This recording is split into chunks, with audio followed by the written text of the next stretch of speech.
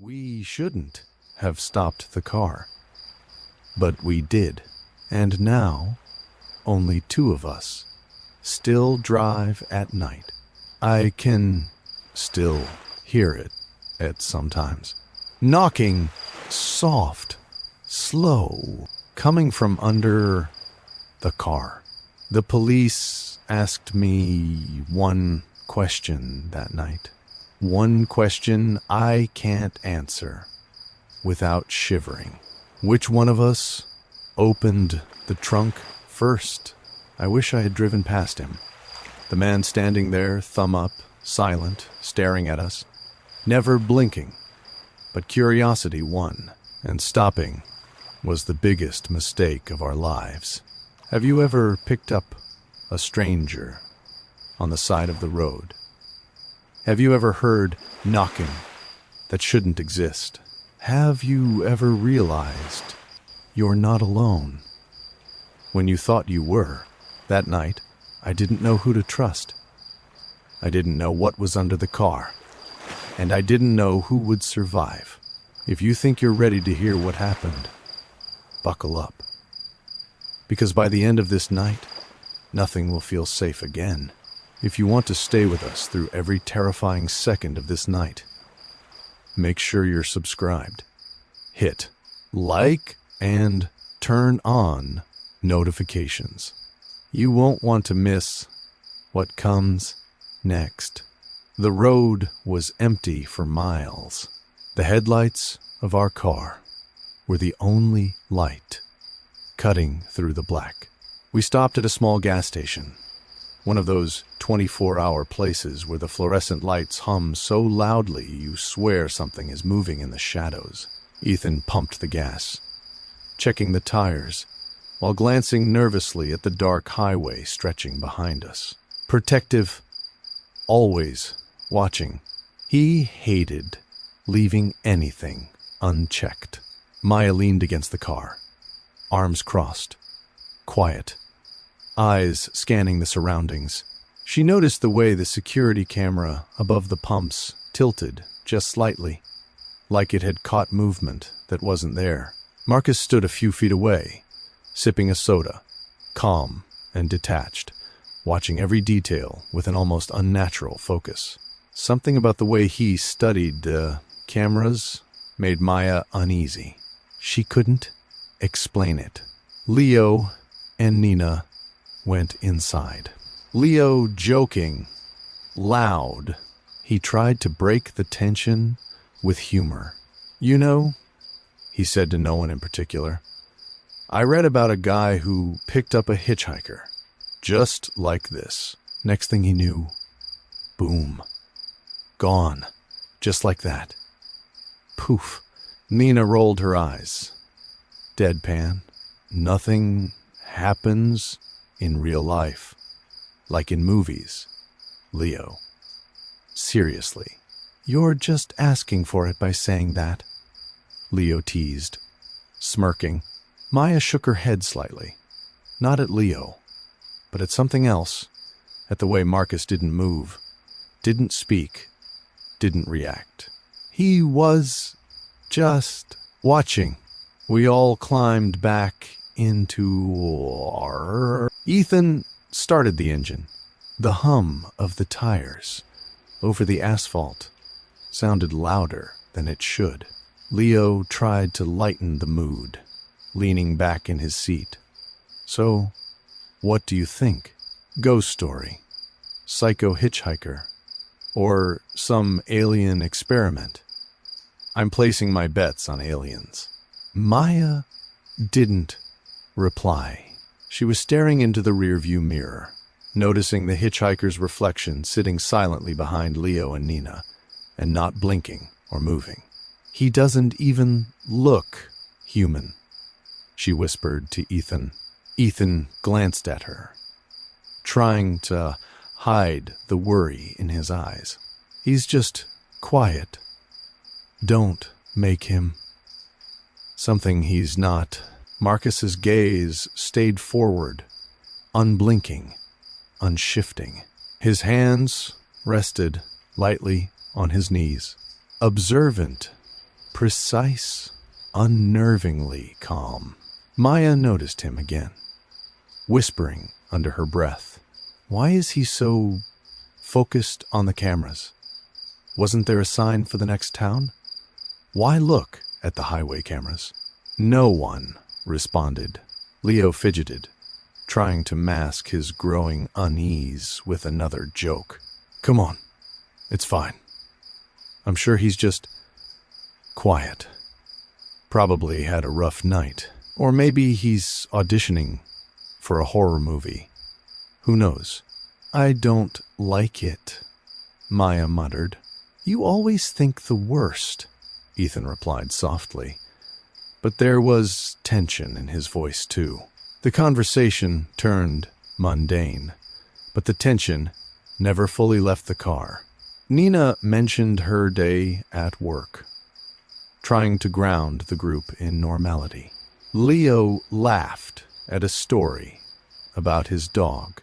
Marcus remained quiet, occasionally glancing out the side window at the dark trees along the road.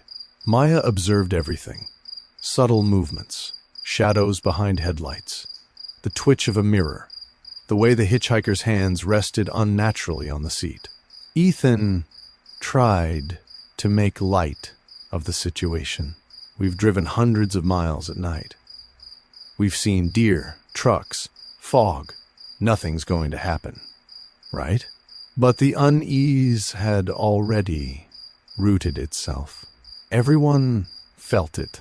Something about the quiet hitchhiker, the shadows, the way the road seemed to stretch endlessly, like it was alive.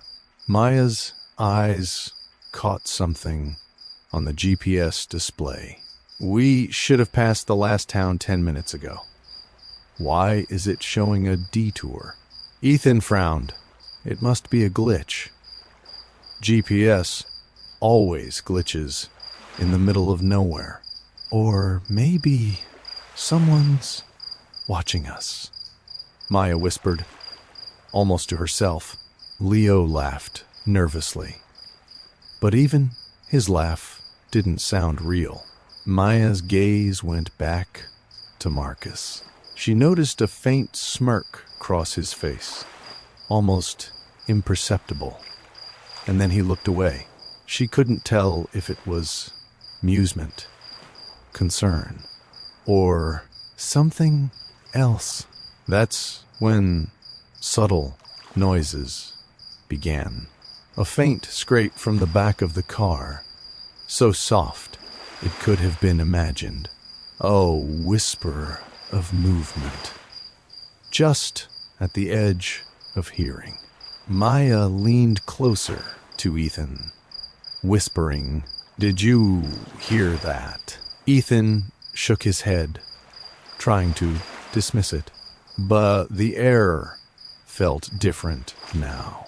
The road felt alive. As the car continues down the empty highway, Maya whispers again. Something's off. I can feel it. I don't know what, but it's like the road itself is watching us. The camera, narration POV, lingers on the hitchhiker's reflection. Still staring, still unblinking. Leo tries to joke again. Relax. It's just a guy. Maybe he's dead tired. Or an alien. As I said, Maya leans closer to Ethan. No, it's not just a guy. Something's coming. The engine hums. The headlights pierce the dark, and the first faint knock from the trunk, almost inaudible, goes unnoticed for now. The silence in the car was heavy, like it had weight. The tires hummed over the asphalt, but the sound was hollow. The hitchhiker sat perfectly still, hands folded in his lap. Not a twitch, not a blink. His eyes seemed too wide, unbroken, almost unblinking, as if he wasn't seeing the world through the same lens as us. Maya leaned slightly toward Ethan, whispered, "Do you feel that?" "Something is wrong." Ethan glanced back, trying to force calm. "He's tired, that's all. Don't overthink it."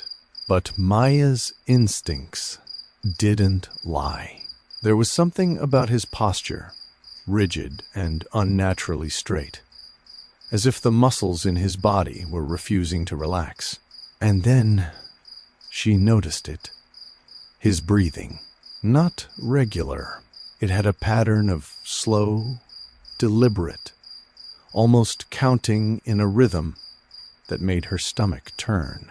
Something else reached her nose. Cold air, not from outside the car, not from the vent. Something metallic and damp. A faint stench of decay. Leo laughed nervously. "Man, you're making it worse than it is. He's just weird, like me in high school." Nina shot him a look. "Shut up. Just shut up." Even Ethan flinched at the subtle sound of a metal creak beneath the car. They all froze. Maya's eyes returned to the hitchhiker's reflection in the rearview mirror.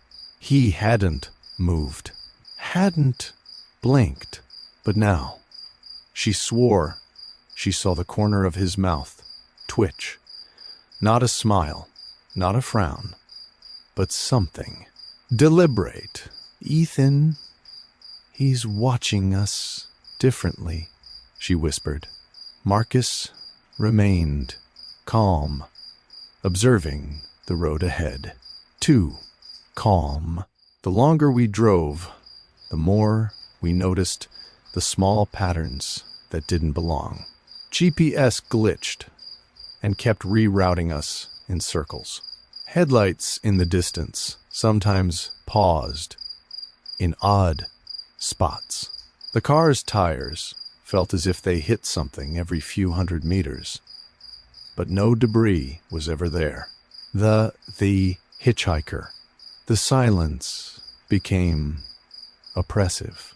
He would occasionally turn his head, slow, precise, to watch each of us individually without blinking. Maya whispered to Ethan again, "He's not human, or not like anyone I've met." "He's human," Ethan replied firmly, though his voice wavered. "He's just quiet." Minutes passed like hours. Then he spoke, just above a whisper. "They're still behind us." The car fell into stunned silence. Leo's hand froze mid-laugh. Nina's eyes widened. Ethan gripped the wheel tighter. "Who's behind us?" Maya asked, her voice barely audible. The hitchhiker didn't answer. It wasn't a joke. It wasn't a test. Something was behind us, and he knew it. Then it started to faint at first, knocking, soft, almost imperceptible. Nina froze mid-breath. "Is that coming from the trunk?" Leo laughed nervously. "Yeah, okay, funny, really funny." The knocking repeated. 3 slow knocks. Pause. 3 slow knocks again. Marcus whispered calmly, "We didn't put anything in the trunk." The hum of the tires became deafening in our ears. Ethan pulled the car to the side of the road. His hands shook slightly on the wheel. Maybe something fell inside, he said. He opened the trunk. Nothing. No person. No bag. No animal. Nothing. We all laughed. Forced. Uneasy. Then the hitchhiker stood. His voice cracked. You shouldn't have stopped. And he ran to the forest, screaming. For a moment, we all breathed. It's gone, Leo muttered, shaking his head. We're fine. See? Nothing happened, but Maya's instincts screamed otherwise. It's not gone, she said. It's still here. I can feel it. The first true sense of fear hit us all at once. Something had followed him. Something we couldn't see. The knocking started again. But this time, it wasn't from the trunk. It was beneath the car. Metal scraped softly. Something touched the bumper. Maya leaned forward, whispering, Ethan, drive. Ethan turned the key. The engine hesitated. Marcus finally spoke. Calm, quiet, observant. I saw someone climb under the car. At the last gas station. Silence. He wasn't lying. He wasn't evil. But now, whoa, too late. The car sat still on the side of the empty highway. The tires hummed softly against the asphalt, but it didn't drown out the sound of our own racing hearts.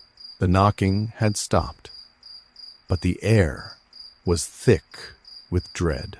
We all stared at each other. At Marcus, I saw someone climb under the car, he said, finally. His voice is calm, almost too calm. The words hung like a stone in the cabin. What? Leo's voice cracked. What are you talking about? What the hell do you mean? At the gas station? Marcus continued. I didn't say anything because I didn't want to cause a panic. I thought maybe it was nothing. Maybe it wasn't real. But he paused, almost like he was weighing his words. But it was real. And now, it's too late. The silence that followed was heavy. Maya's hand gripped Ethan's arm. Why didn't you say anything? She whispered, fear threading her words. Why wait until now? Because I wasn't sure, Marcus said, eyes on the road, voice steady. I didn't want to be the reason. Someone panicked and made a mistake, but I saw it. I couldn't stop it. Leo's face went pale. So, we've been driving around with someone under the car this whole time? Nina shook her head, speechless. Her usual logic had abandoned her. I don't even know what to say, she muttered. Ethan clenched the wheel, jaw tight. Marcus, you could have warned us earlier. We could have... It wouldn't have changed anything, Marcus interrupted.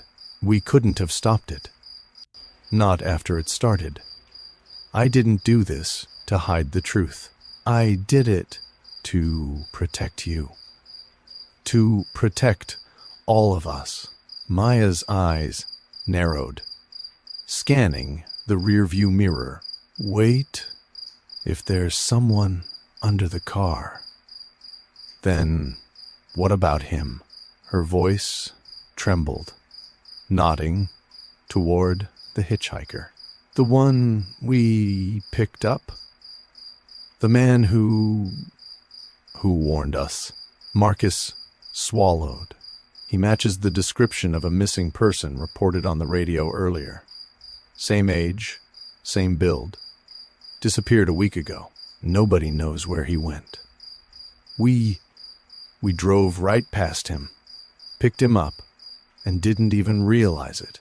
And now, we can't tell if he was warning us or something else entirely. The car was quiet again. Too quiet. Even Leo stopped fidgeting. Maya turned toward the camera, or, in narration, toward the audience. Have you ever picked up a stranger on the side of the road and wondered if it was a mistake the moment you saw them? Did you notice things that didn't make sense? She asked again, her voice dropping lower. Did you feel something watching you that no one else could see? She looked at each of us in turn, because that's exactly what happened to us. The hitchhiker wasn't the threat. He hadn't been the danger all along. He was a warning. And suddenly, the truth hit. Everything we thought we knew, Ethan said, voice tight. Everything we thought was safe was wrong. And now, we're in the middle of something we can't control. Marcus's gaze didn't waver. We thought stopping was the mistake. But it wasn't stopping. It was trusting that what we saw was all there was to see. And now, Maya whispered, leaning closer to Ethan, we're not alone. Not really. The air in the car felt heavy, as if it were pressing down on us. The road outside seemed to stretch endlessly, dark and infinite. Leo tried to break the silence, but his words trembled. I don't like this. I don't like this at all, Nina whispered, almost to herself. We should just drive. Just keep going. Ethan started the engine. The headlights cut through the black like knives. The car lurched forward. But the fear inside us didn't leave. It only grew. And somewhere, deep beneath the car, we felt it move. The forest road swallowed the headlights as we drove deeper. The trees leaned close like dark sentinels, their branches scraping the roof of the car. Every shadow seemed to move on its own. Then it happened. The engine sputtered. No, no, no, no, Ethan muttered, slamming the gas. The car stuttered once, twice, then died. Silence.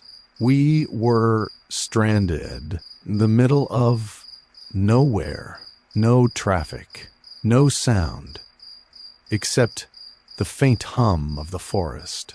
The first knock came from inside the frame of the car. Soft, hesitant, then another, then a slow, rhythmic pounding. Nina's hand flew to her mouth. It's inside the car, she whispered. Maya leaned forward, eyes wide. Ethan, it's not the hitchhiker. It's not outside. It's here. Then something scratched metal, soft at first, then sharp, deliberate. The sound came from the back seat, or maybe under it. None of us could tell. Do you hear that? Leo stammered. It's like something's trying to get in. Suddenly, the phone rang. Loud, shrill, an unknown number. Ethan jumped. Marcus froze. Maya's hand went to her mouth. Answer it, Marcus whispered. No, don't answer, Leo screamed. Ethan hesitated. He pressed the green button. Silence. Then a low, distorted voice came through. You can't leave. The call ended. Who was that? Leo asked, panicking. I don't know, Ethan admitted, voice shaking. Maya froze. Listen, she whispered. A faint breath, shallow and deliberate, came from the back seat. Someone's breathing back there, she said. We all turned. The hitchhiker was gone, but something else was there. It's not possible, Nina muttered. There's no one there. But the breathing didn't stop. Leo couldn't take it anymore. He opened the rear door. I need to see. Before he could step out, a dark figure darted between the trees, moving impossibly fast, disappearing into the shadows. Leo slammed the door shut, face pale. It's outside. It's everywhere. Maya shivered. What if it's following us? What if it's under the car again? Nina caught a reflection in the side mirror. Ethan, look at the mirrors. We all turned. A shadow moved along the car, impossible to place, stretching from the trees to the tires, sometimes appearing inside, sometimes outside. Marcus's mind clicked. The road signs, they're all off. The pattern isn't random. It's guiding us, or trapping us. He looked at the group. I should have said something sooner. My silence. Don't, Maya shouted. We don't need blame. We need to survive. The engine was dead. We couldn't stop. We couldn't go forward safely. Ethan gripped the steering wheel, eyes wild. Do I stay here and risk it, or drive blind and hope for the highway? Time stretched. Every second felt like an eternity. If you were in his seat, what would you do? Maya whispered to the audience. Would you stay and face it, or drive into the unknown? He took a deep breath and pressed the gas. The tires screeched. We lurched forward. The forest finally thinned, though the darkness didn't ease. The road stretched straight ahead, empty. Or at least it seemed empty. The engine roared beneath us, tires gripping the asphalt as we accelerated blindly, adrenaline hammering in our chests. But then the first sound. Soft, slow, controlled, breathing. Not ours, not Leo's, not Nina's, not Maya's. It came from behind Ethan, just over his shoulder. Ethan, Maya whispered, her voice shaking. Don't turn round. Ethan didn't. He gripped the wheel tighter, jaw clenched, knuckles white. The seat behind him slowly pressed down. Did someone sit there? Leo stammered. There's no one there. But the weight was undeniable. Heavy. Real? How could something sit without being seen? Nina gasped. What is following us?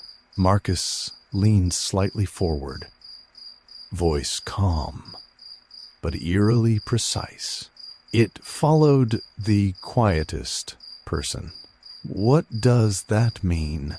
Maya asked, voice trembling. Are you saying it's still with us? Ethan didn't answer. He didn't look back. He only drove, eyes forward, the road cutting through the night like a blade. The air in the car felt colder. Shadows stretched along the upholstery as though reaching for us. The tires hummed over asphalt, but the forest seemed to whisper. The breathing continued. Slow, steady, watching, waiting. Have you ever felt something in the car with you? Maya whispered to the darkness outside the windshield. Something that wasn't there a second ago. And yet, it was. We didn't answer because we couldn't. Leo tried to joke again, but his voice cracked. Maybe we're losing it. Maybe no. Ethan cut him off, voice sharp. It's real. And we survived because we didn't look back. The seat shifted again, heavier this time. It pressed down, but no one was visible. No shadow, no shape, nothing tangible, only presence. Would you survive if it chose you? Marcus whispered, almost to the audience now. Could you sit quietly and avoid it? Or would it find you first? Maya leaned toward Ethan, hand trembling. Ethan, I can feel it. He didn't speak. He didn't look. He only drove. The forest slowly ended. Streetlights appeared, signs of civilization. The first faint hum of traffic ahead. And for a moment, we thought we were safe. But the seat behind Ethan pressed down one last time. Soft, deliberate, impossible to ignore. No one was there. It followed us, Marcus said softly, almost to himself. The quietest person. The one who didn't scream. The one who just sat and watched. The car turned onto the highway. The dark forest disappeared behind us. The headlights carved line into the night. Finally, silence. We survived the night, but we never drove alone again. Could it still be there? Maya whispered. Did it finally let us go? For now, the camera lingers on the back seat.